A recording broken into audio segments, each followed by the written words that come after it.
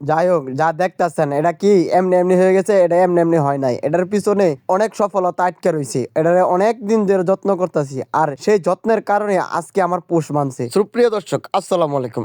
আশা করি সকলেই ভালো আছেন। আলহামদুলিল্লাহ, আমিও আপনাদের দোয়া অনেকটাই ভালো আছি।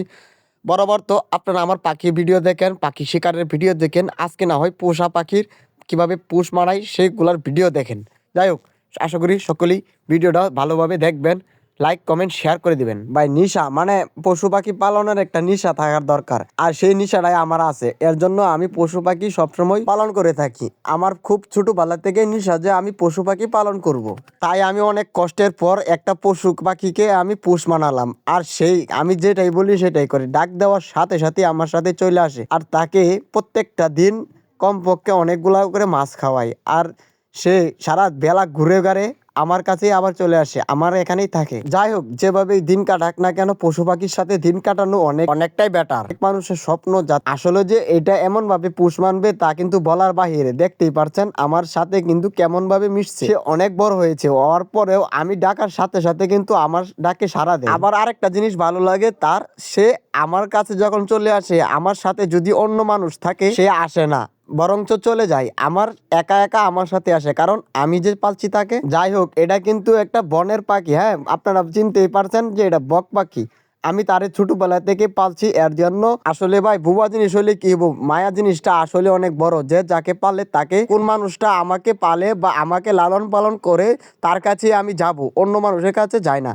অবশ্যই তার দিকটা একটা ভালো আছে, আর যেখানেই দেখুক না কেন আমাকে অবশ্যই আমার দ্বারে চলে আসে বা আমার কাছে চলে আসে। প্রত্যেকটা সময় আমাকে মিস করে, আমিও তাকে খুব মিস করি। প্রত্যেকটা সময় তাকে আমি খাওয়ানোর চেষ্টা করি। যাই হোক, আপনারা ভাববেন যে আমি তাকে বেঁধে রাখছি, অবশ্যই না, আমি তাকে বেঁধে রাখি নাই। আর তার বয়স এখন বর্তমান 1.5 বছর। তাকে আমি 1.5 বছর ধরে লালন পালন করি। তাকে আনা হয়েছে মূলত একজনের কাছ থেকে, সে নাকি তার নিজের বাস জারের তল থেকে পেয়েছে তাকে। যাই হোক, পাখিগুলা পালনে আমার অনেকটাই ভালো লাগে। আর আপনারা ভাববেন যে আমি পাখিটারে বেঁধে রাখছি, না, অবশ্যই আমি বক পাখিটাকে কখনো বেঁধে রাখি নাই। আর তাকে আমি লালন পালন করি এভাবে ছেড়ে দিয়েই। আর এটাই ভালো লাগে যে তাকে ছেড়ে দেওয়ার পরেও সে আমাকে ভুলে নাই। সারাদিন ঘোরাফেরা করার পরেও সে আমার কাছেই।